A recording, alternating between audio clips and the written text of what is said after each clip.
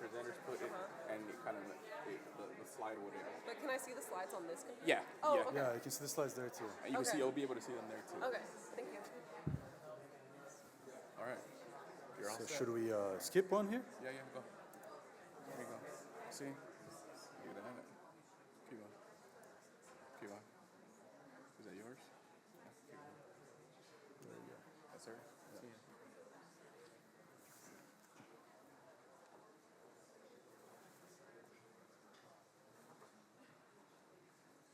Should we start?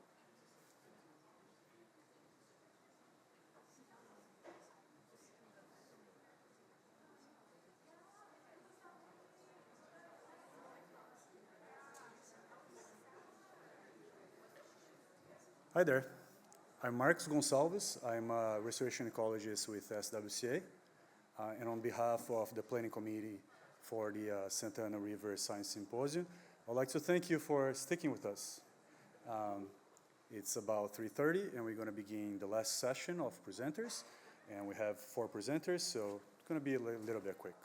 We're going to start off learning about a proposed work to study the impacts of temperature on early stages of Santa Ana sucker from the Anderson Lab at UCI Riverside.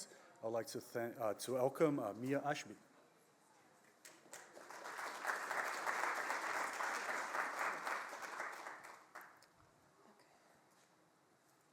Okay, thank you everyone.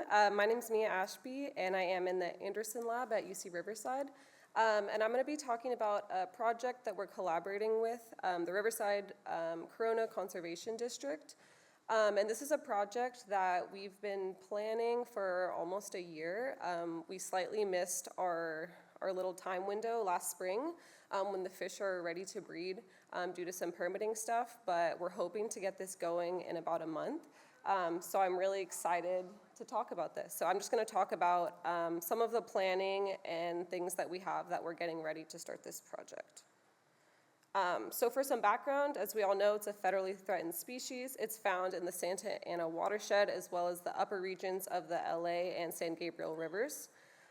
Threats include habitat loss due to modification, fragmentation, water quality degradation, introduction of non-natives, and large-scale water removal for municipal purposes. And all of these have led to higher temperatures, and these are hypothesized to affect growth rates, spawning season timing, vertebral defects, especially including the Santa Ana sucker. And only one study has really examined the egg and larval survival, so that's really why we want to do this study. So that's why there's been kind of so much planning, because we don't know how this is gonna work when we get the fish in there, but we've been trying to figure out the best way possible to do this. So we really need to know more about their biology. So we're hoping to learn as much as we can with this study. So like I said, the water has been warming. Another reason is because the Santa Ana River is dominated by effluent water. The release and related infrastructure have resulted in significantly higher temperatures than were first recorded when the Santa Ana sucker was first found. The previous temperatures were around 12.3 to 25.6 degrees Celsius, and recent work completed by USGS has found that they ranged from 12 to 33 degrees Celsius, so the temperatures increased a lot, especially from when that first study was done. So what they found is probably going to be very different than what we find in this study. So for design, we had a lot of trial and error ideas for what we wanted to do, but there is a lab that I ended up talking to at UC Riverside that studies stickleback. It's the SMUC lab, and I ended up adapting part of their structure for their project, and I'm hoping that it will work for ours. So it involves plastic cups that are glued together with aquarium sealant, and in between the cups is mesh that the eggs will sit on in each of these cups. And as you can see in, I don't know if I have a, oops. Okay, I don't know where the laser pointer is, but it kind of hangs over the cages.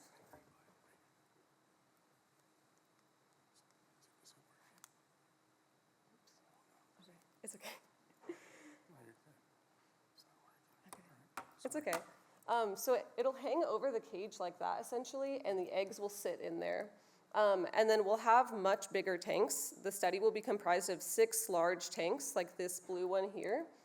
And then the cups will all hang over the edge, kind of like this drawing up here in the corner. And within each of these cups will be all of the egg treatments. These cups will be housed within a larger 32-ounce cup that will also be hung over the side of the tank. And they'll be hung with coated gardening wire, and we'll kind of bend that over the tank and place them in. And these tanks will be housed at the facilities of the Riverside Corona Resource Conservation District.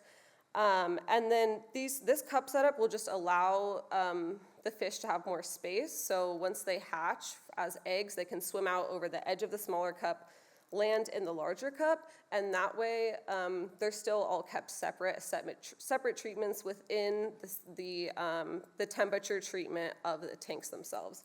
So like I said, there'll be 6 tanks. And then as you can see in this picture, the back end of the tank will be sectioned off, and it will have a pond pump with a PVC pipe that will be coming out and around the rest of the tank. It'll also have a drop-in heater and chiller, which all the tanks will have to make sure that the temperature is regulated. And then as you can see in this small picture, in our drawing, this is the part we haven't set up yet, but basically from the brown pipe in the middle, there will be little pipes sprouting out off of that, and each of those will attach to one of the cups, and it will be just pouring more flow into each of the individual cups to make sure that the eggs and the larvae are getting flow as well as through the bottom of the cup with the mesh in it. So we just want to make sure that we're trying to mimic their habitat as much as possible. And then as you can see in this picture, this is kind of how our setup is going. And then we'll have all of the heaters and chillers kind of situated down the middle of that kind of hallway between all of these tanks. And each of the tanks are going to be in different 5-degree increments. They're going to range from 10 degrees Celsius to 35 degrees Celsius. So they'll all be 5-degree differences. And we're going to get the sucker from the raceways at RCRCD, and we're going to gently squeeze them to extract the eggs and the sperm, and then we're going to transport them to the temperature-controlled aquaria, and then they'll be raised using similar methods as the Greenfield study. We're just altering it to hopefully work better for our situation. And then we are going to record egg survival and time to hatch to establish a temperature performance curve for egg development. So our objectives for this study are to collect and hatch eggs following the development of larval sucker in a laboratory setting across the thermal gradient, to calculate survival, growth, and deformities of eggs and larval sucker under this thermal gradient, to use observations to estimate the thermal optimum for eggs and larval sucker hatching and development, as well as assess differences in the thermal responses of the sucker at known values of water temperatures found throughout their existing range during spawning season, as well as potential reintroduction sites. And like I said, this is federally listed. It was listed in 2000. The recovery priority number for the sucker is 6C, based on a 1 to 18 ranking system, where 1 is the highest ranked recovery priority. And this number indicates that the taxon is a subspecies that faces a high degree of threat and has a low potential for recovery. The C indicates conflict with construction or other development projects or other forms of economic activity. So with this study, we intend to inform 5 recovery actions identified in the final recovery plan to further the species' recovery goals. And for the second part of this study, what we hope to do is continue this with the larvae. So initially, we will have all of the sucker eggs in each of those cup treatments. We're hoping to continue this with the larvae once they hatch, and we'll keep them in these temperature-controlled tanks. And we're going to determine how the thermal gradients affect them over a 35-day period. So we'll begin feeding them on food sources that are already used in the raceways. And then the larvae will be checked for survival, weight, length, deformalities, and other developmental markers at days 3, 5, 7, 14, 21, 28, and 35 days. And then eventually, as a future goal, hopefully next year, we'll get to do this with some wild population suckers because this is just going to be with the captive ones in the raceways. So we're hoping we can perfect this, figure out how to do this as well as we can and losing the least amount of fish. And then we hope to do this with wild population as well. Okay, and that's the end of my presentation. Hoping we can do this as soon as possible, but if you have any questions in the meantime, please, you can contact me or Kurt or Brett. And I just want to say thank you to everyone at RCRCD that has really helped in the setup of this project and everyone that's just been helping because me and Kurt had to learn a lot of fish biology, so everyone that's been really helpful in teaching us about fish, everyone at the U.S. Fish and Wildlife Service that's given us our funding, you've all been really instrumental, so thank you.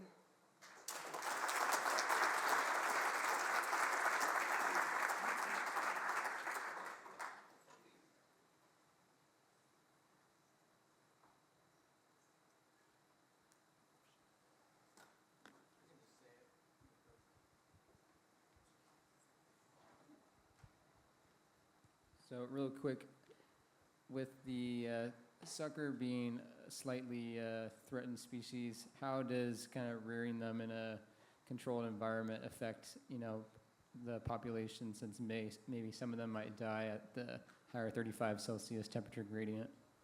Yeah, so that's why initially we're using the captive population that RCRCD has in the raceways, why we're not initially going to the wild population. So this is already a population that they've had there, so that's why we're using that. But ultimately, I think it's just really important to find out how they do at that temperature because the temperature, like I think someone said, it was like over 90 degrees, and so we really just want to know what's their limit and what can they handle and how can we conserve the species. So we may end up losing some of the sucker, but I think ultimately finding out like their thermal limit is ultimately very important for their conservation.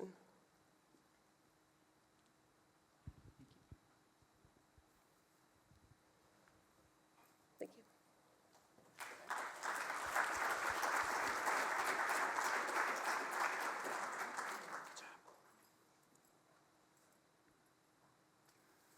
Thank you. Next, we're going to hear about the use of translocation as a tool for conservation of Santa Ana sucker. Let's welcome Cara Munro and Zoe Jones.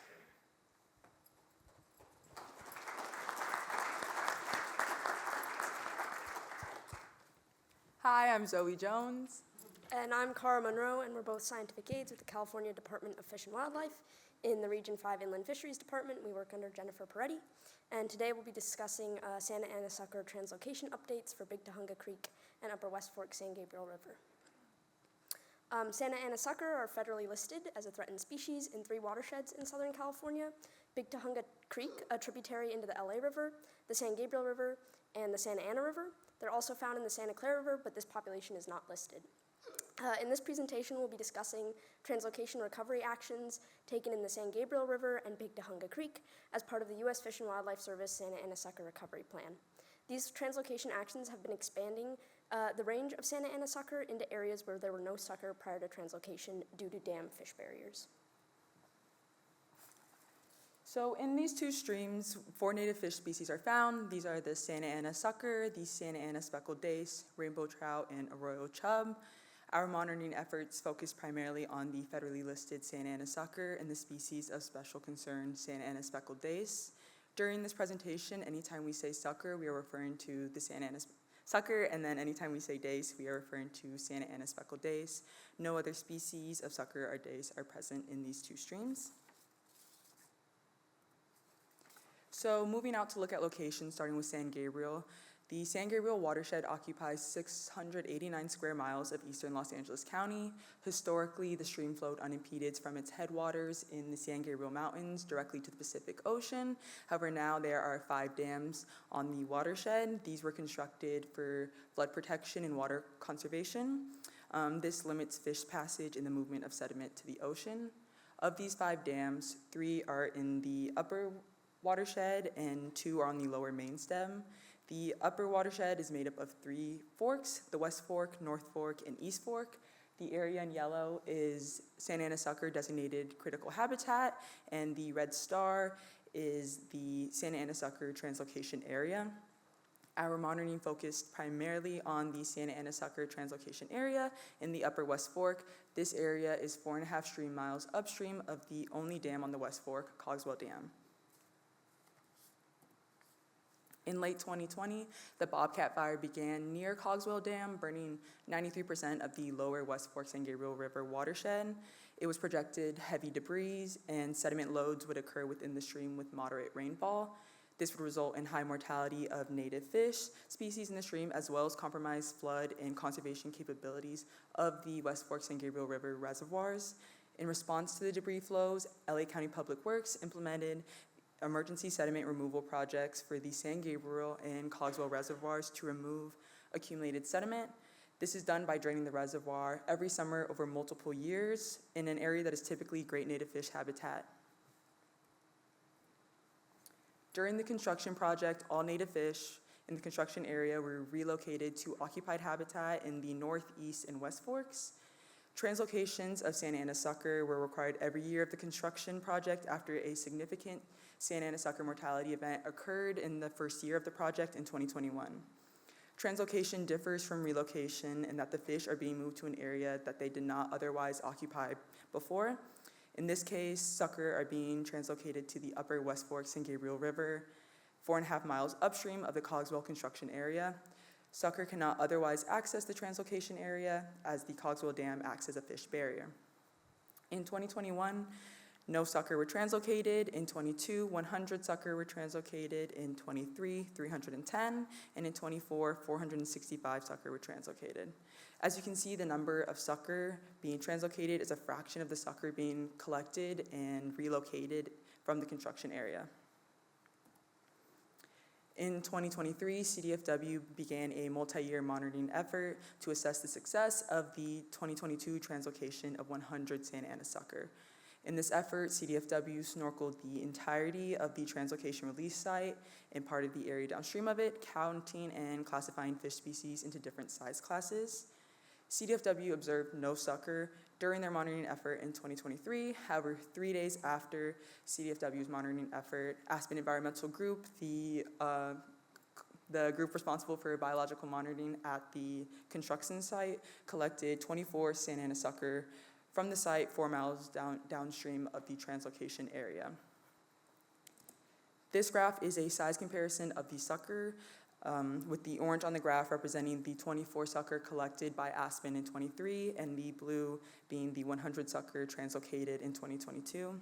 The majority of sucker collected by Aspen in 23 were smaller than the sucker translocated in 2022.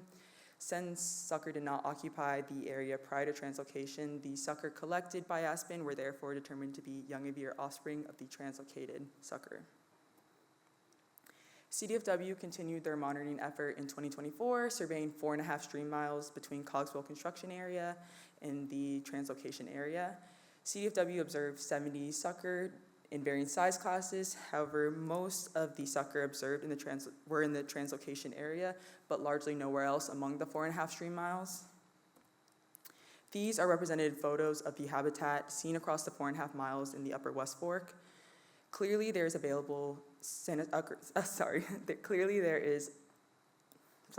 we see complex substrate among the 4.5 stream miles, as well as variation in canopy cover, which makes for great habitat for Santa Ana sucker. However, we don't see sucker distribution throughout the entire area as of yet. So now to switch gears and talk about Big Tahunga Creek, which flows westward out of the Angeles National Forest and into the Los Angeles River Basin, and has historically provided habitat for sucker, dace, rainbow trout, and arroyo chub.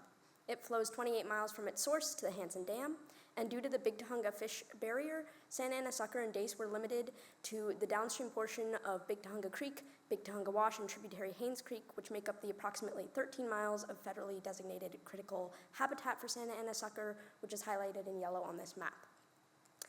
This translocation effort moved them above this barrier to the designated translocation area represented by the red star, which was at an elevation of 2,400 feet. The U.S. Fish and Wildlife Service draft recovery plan for sucker includes the translocation of sucker from lower Big Tahunga Creek downstream of the dam to upstream of the dam as one of the reintroduction recovery actions for sucker.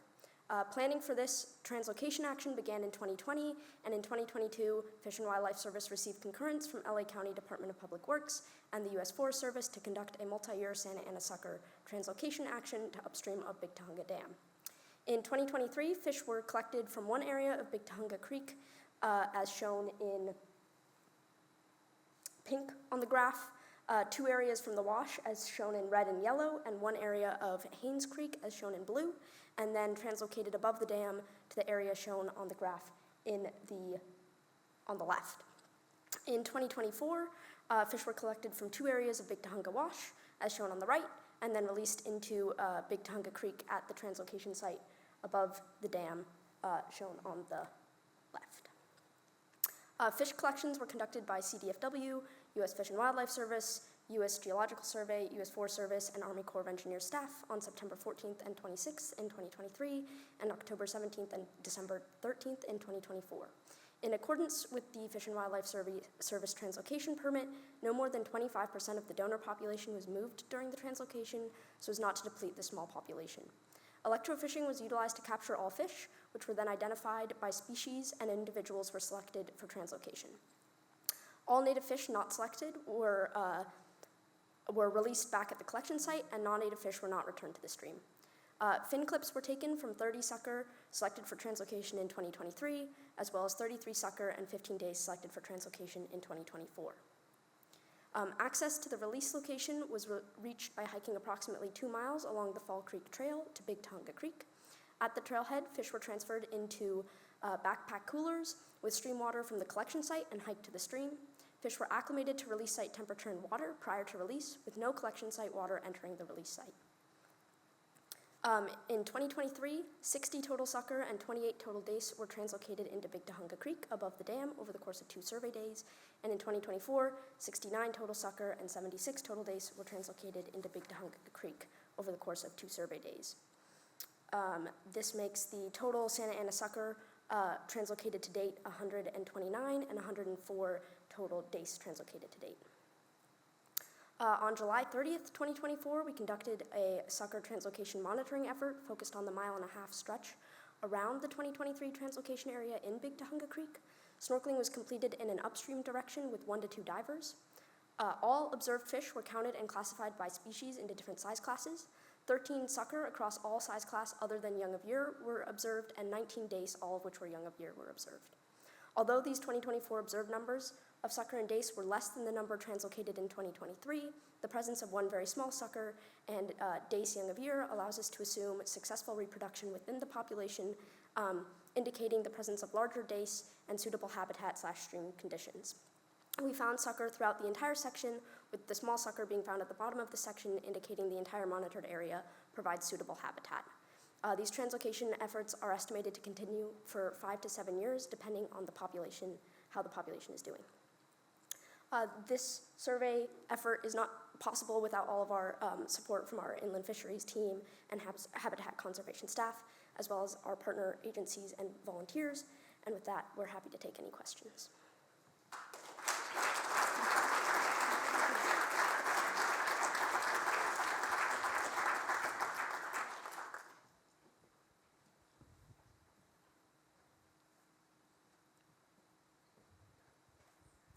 Great presentation. Do you guys know how the fish are selected for which ones that are the ones that are transferred to the other site? Do you know what? As in what makes them part of the 25%? Yeah, exactly. So it differed a little bit across the years. The first year we selected different locations and we chose 25% of the number of fish that we collected. And the second year we only electrofished less than 25% of the habitat, so we were only taking 25% of the population or less. Thank you. Mm-hmm.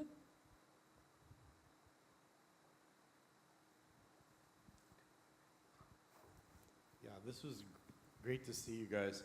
And they didn't say was that we had monthly calls from 2020 to 2023 to fight with some specific agencies to get approval to do this action that's already showing success. So I think we can do a lot for this species if we can get over the hurdle of the permitting barrier. So no, it's a great presentation, you guys. Thank you. I'm going to jump in on that idea as well. This is also 20 years in the making because of the HCP that was finally put together and signed by Department of Public Works. And so there's, in this theme of, continuing collaboration and the time it takes to make things happen, it's a lot of effort, as Robert's insinuating up there.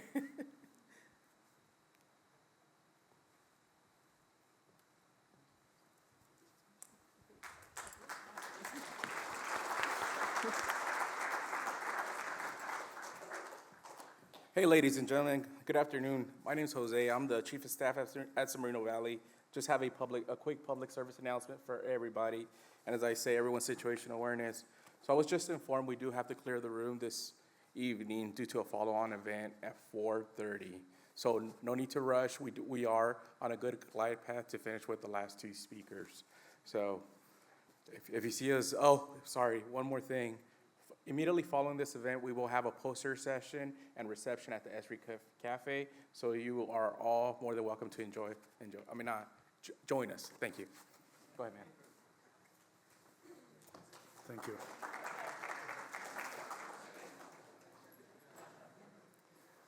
I have, for the last 2 years, volunteered doing the annual monitoring events for a native fish population at the Santa Ana River, where I met Jordan.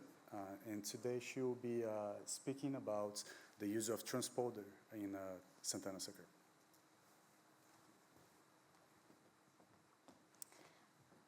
All right, hi everyone.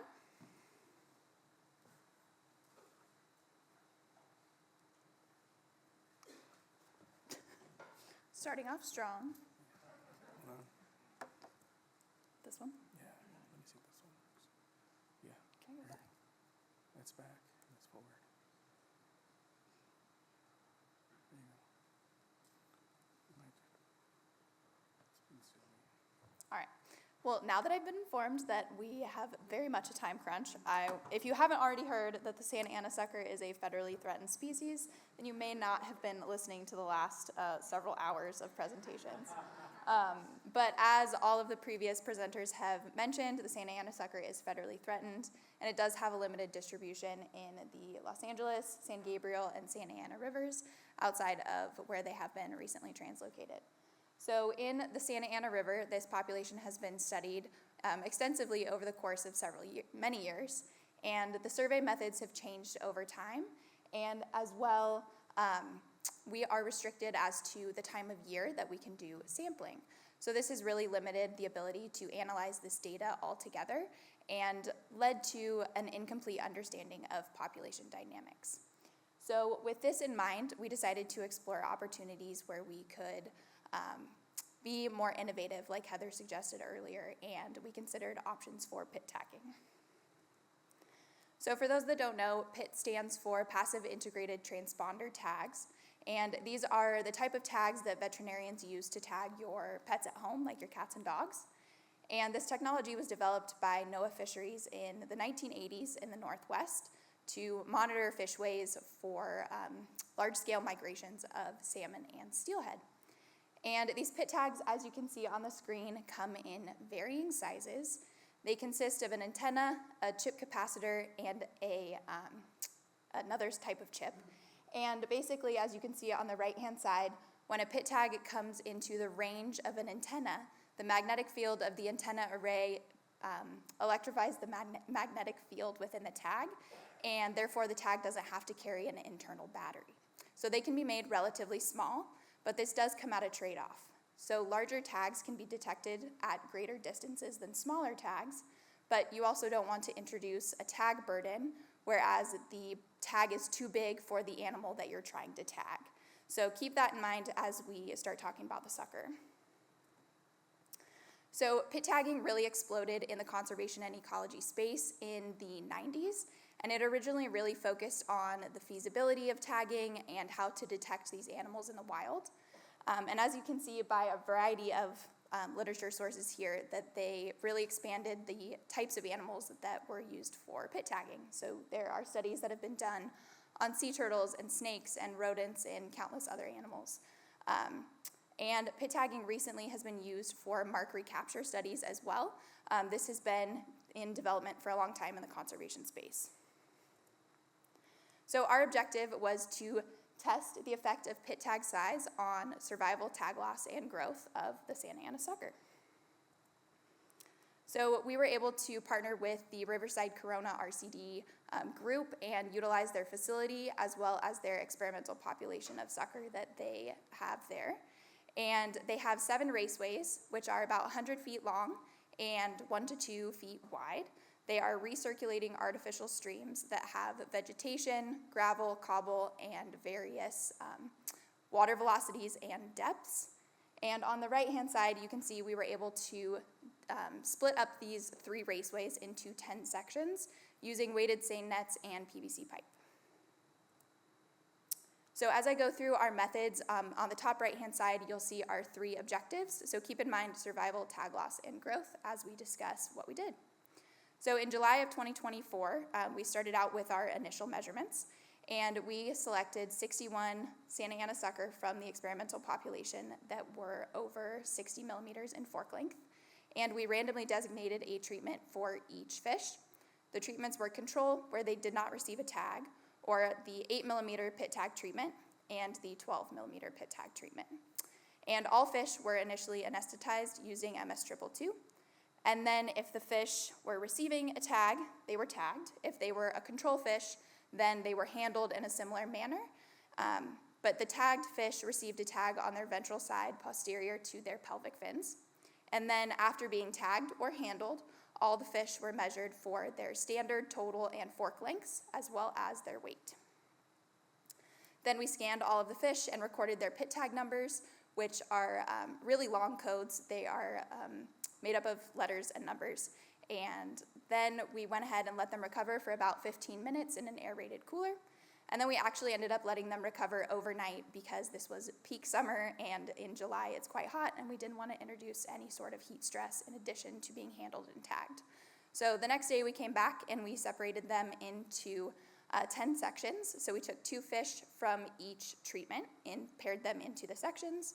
And because those control fish did not have a way of us being able to know which measurements were theirs at the beginning of the study, we went ahead and paired controlled fish of varying sizes so we could identify them through process of elimination. And then we released them to the raceways, and then we waited 36 days. So they just hung out. They were fed a supplementary diet of algae wafers, and they were monitored daily for any mortalities as well as any abnormalities in water temperature. And then we came back in September and did the reverse process. So we went ahead and retrieved all the fish from the raceways, scanned their tags, and recorded their final lengths and weights. So for our initial measurements, we had 20 control fish, 21 fish that had 8 millimeter tags, and 20 fish that had 12 millimeter tags. And on the left-hand side, we have fork length plotted by treatment group, and then on the right, we have weight plotted by treatment group. And you can see that for both length and weight, our 8 millimeter and control fish were nearly identical in terms of their medians for their size. And our 12 millimeter fish were slightly larger, but they were not significantly different. Now in terms of survival, so we had an 88% survival rate. We did have 5 mortalities during our study. 2 fish did die in our 8 millimeter tag treatment, and those fish died almost immediately upon tagging due to puncturing internal organs. And then we did have 3 fish that died in our 12 millimeter tag treatment, all of which died within 48 hours of tagging. 2 of those fish showed signs of internal bleeding, and unfortunately the 3rd fish that died in our 12 millimeter tag treatment was the smallest fish we had in our study that randomly got designated the largest tag. Now in terms of tag loss, we had a 5.5% tag loss rate. We had 1 fish in each treatment lose their tag, and we were able to recover the 12 millimeter tag in the raceway, but the 8 millimeter tag we couldn't find. Now in terms of growth, we went ahead and looked at growth in terms of the change in fork length from their final measurement to their initial measurement, as well as the difference in weight from the end to the beginning of the study. And we used an ordinary least squares regression to look at this analysis. So to do this, we used treatment and initial size, like length or weight, as potential predictors of growth. And we found that treatment was not significant. However, initial length and initial weight were significant predictors. And this might be surprising, but it's actually totally to be expected. And that's because as fish grow, their growth rate changes. So larger fish grow slower than smaller fish. So a few key takeaways from our study.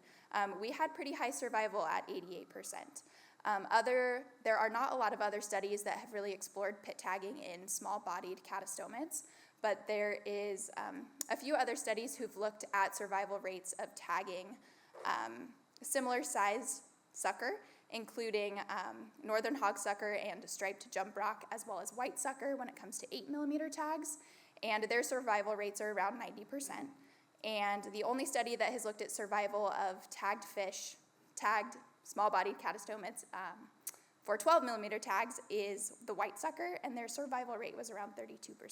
So ours is higher for those 12mm tags.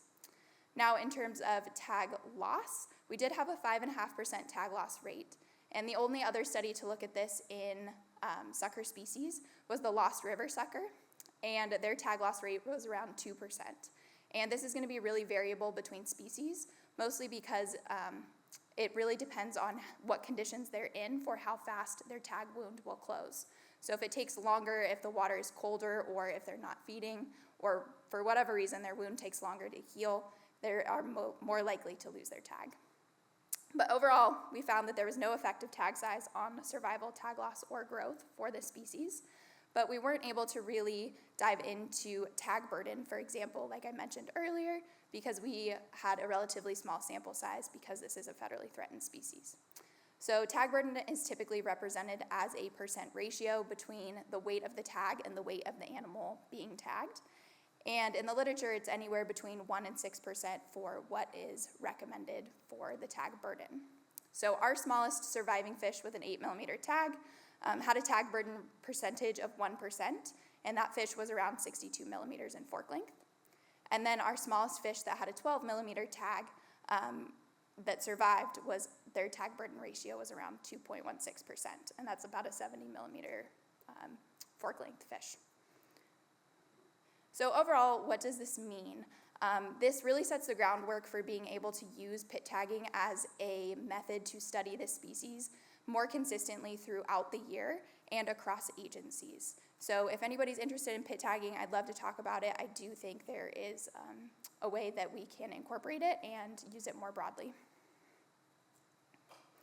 And with that, I would really like to thank our CRCD as well as San Bernardino Valley Municipal Water District. They both were fundamental in helping us secure funding as well as contribute to study design and execution of this experiment. And I'd also like to thank CDFW and Fish and Wildlife Service because this project was funded through a Section 6 grant. And then lastly, we'd love to thank all the fish because we couldn't have done it without them. And with that, I'll take any questions if I have time.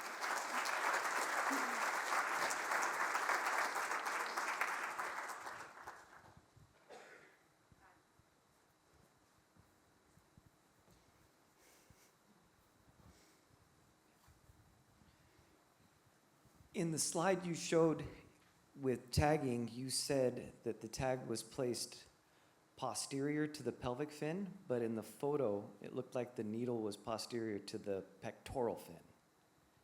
So I'm curious, where was the fish tagged?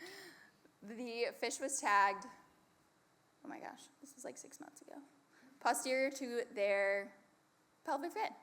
Nope, pectoral fin. I get confused. Okay. You are correct. I know Fish and Wildlife Service does a ton of tagging of flannelmouth sucker in the Colorado River, and they do everything posterior to the pelvic, and they're doing fish as small as 60 millimeters, so that's something to consider. Definitely. Were those fish of similar size range, like between 60 and 130 millimeters fork length then? They were tagging everything they were catching in the Okay. river, everything from 300 all the way down to 60. Yeah, I'll definitely look into that. Thank you. I had a question regarding incision method. Have you considered using a scalpel incision? Just based on my experience, the scalpel creates a smaller incision point. That is definitely something worth considering. The people who we had partnered with to go ahead and conduct this study had experience injecting the tags with sterile needles that were preloaded. And so that was the method we went ahead with because that was the level of experience that we had. We were hopeful that it would be a relatively quick healing procedure.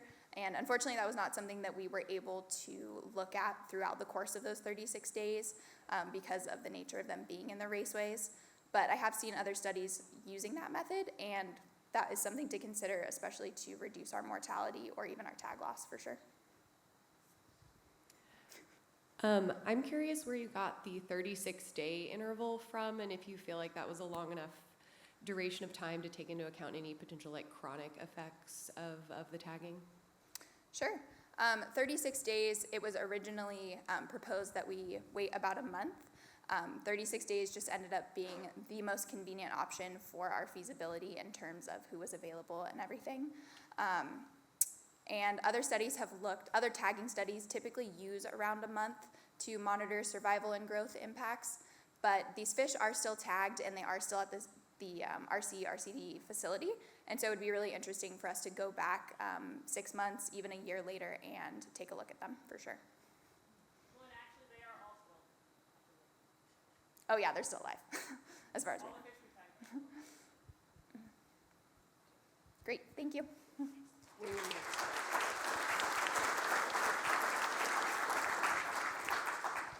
All right, thanks, Jordan. So this is the last presentation of the day. We're going to continue learning about monitoring technology for Santa Ana sucker, and Marisa, also from USGS, is going to talk about an alternative technology. Hello, thank you for sticking it out this long. I'm the very last, and it is going to be fun photos and video at the end. So what I am here to do is tell you what we did with those tagged fish, because this was a two-part project. So all right. So currently, right now, there is a big effort to survey. The Santa Ana Native Fish Survey occurs in August and September every year. It is a huge effort. It takes a lot of people. We have a huge volunteer effort, and as well as partnering with RCRCD and Valley District. And so, one of the things that we wanted to do was to look at other ways to survey the sucker, both during other parts of the year, and not just this time of year where it is hot, to maybe survey in a way that uses less people, and having additional information could help us understand the persistence of the species, help us improve sucker abundance estimates that we currently have. And so that is where the pit tagging, where we set up pit tagging to see what our survival and mortality, or our survival rate and our tag loss was, so that if we were authorized to pit tag, we had data backing these methods up. So what we did is that we tested 3 different survey methods, and 2 of them were with cameras. We used a passive camera, which means a stationary camera, active camera, and we used a pit tag reader. And so what we did was we took those 60 pit tagged fish, and we went out and were able to use this really great facility that RCRCD has out. They call it their Greenbelt facility, and this is a 100-meter stretch of artificial stream that was divided into 10 sections. And we took our pit tagged fish that were recovered after their 30 days, all our surviving fish, and they were randomly distributed throughout these 10 sections, and the surveyors, which was primarily Jordan and I and a couple other USGS colleagues, we did not know how many fish were in each section. So we used these 3 survey methods and to see how well we were able to detect our detection efficiency with these 3 methods. So surveying with a passive camera, what that looked like was we took underwater cameras, obviously GoPros, and we put them in different orientations in each section. So we had cameras facing back to back and facing out, and then cameras on the sides of the streams facing in, and these cameras ran for 40 minutes. We surveyed with an active camera, which really meant a surveyor went in with a selfie stick and an underwater camera and surveyed each section in a downstream to upstream orientation. And we did 5 passes for each section. And the third method was surveying those pit-tagged fish, because they were all pit-tagged. And we used a backpack pit-tag reader, which is basically a wand that you can see here, and we just swept each section of the stream for pit-tagged fish, which beep very satisfyingly when you encounter them.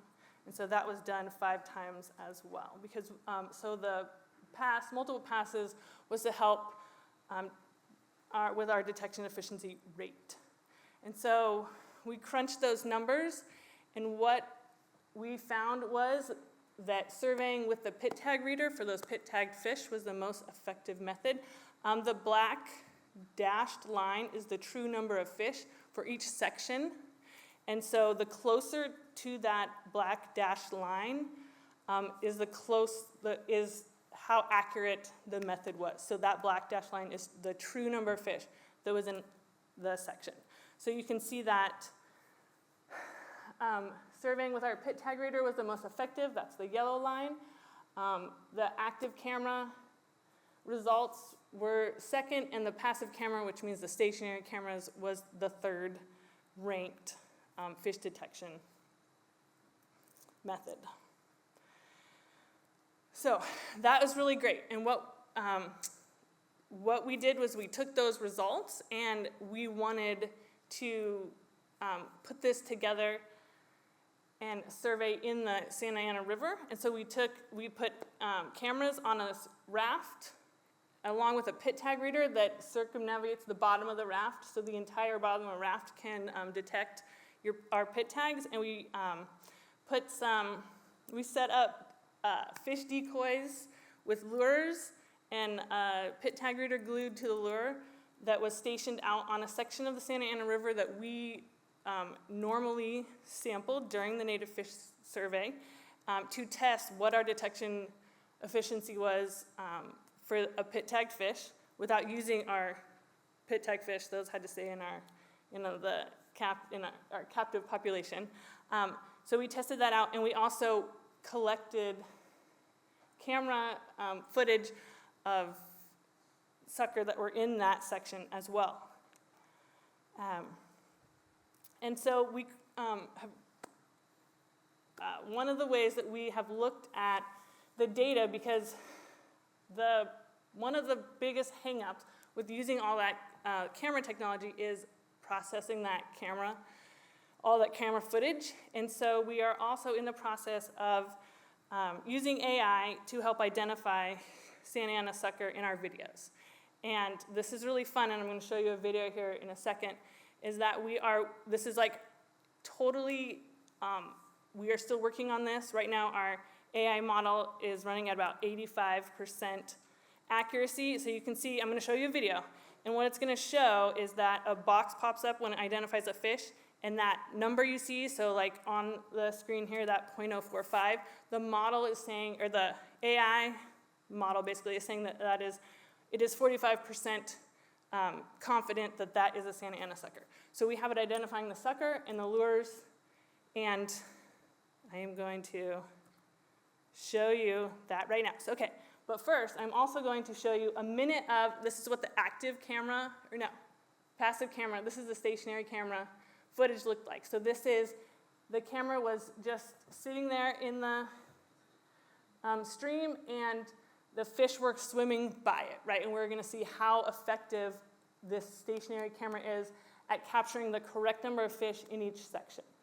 So We processed all the video footage with a max N count. So that means that in the frame at the given, what was the max number of fish that we saw for that video length?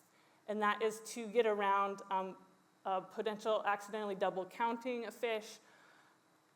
And so that is how we processed all the camera footage, other than the AI video processing as well. So let's see. Let me see where we're at. Let's see. Okay, so here is the active camera. So this is the GoPro in the stream. And so remember that the surveyors, we did not know how many fish were actually in each section. And it was interesting, we had a lot of discussion about, as a surveyor, if you are used to observing Santa Ana sucker and you know kind of where they like to hang out, right? They're a bottom benthic happy fish. They look like a rock. Where they're going to be, do we target that? Do we not target that? And so we had a lot of like really great discussions about, just the surveyors being experienced and confident in their surveying method. And so we had about 40 hours of video to process.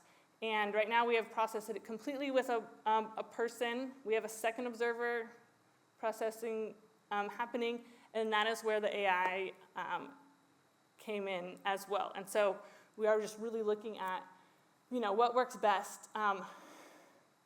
And that is this fun video stuff, but we have to remember that what was actually the best was surveying the fish with the pit tag reader. So what we're really hoping to do is that this data is going to help support potentially pit tagging fish during the native fish survey, and then we could go back in with a very uninvasive, a very survey method that could happen at other times of the year with this raft that we can float and not be in the water disturbing critical habitat. So here is the AI model running, and you can see it identifying, obviously you can see it identify some things incorrectly. Like I said, it's working about 85% of the time. We are currently working at the key, the information that is informing the AI model is like, we are up to about 850 images of both images of things that are not Santa Ana sucker and things that are Santa Ana sucker. And the key we're working for it is 1,000 images or more to inform the AI model. So it's pretty fun, and we're looking to maybe advance both this or continue with this and the pit tag reading, because that was really, like if you remember the graph, that was the most effective way, the most effective survey method that we tested. Although watching the AI video run is pretty fun too. So yeah, so I am actually all done. If I can, we can watch this video, and I can also answer any questions.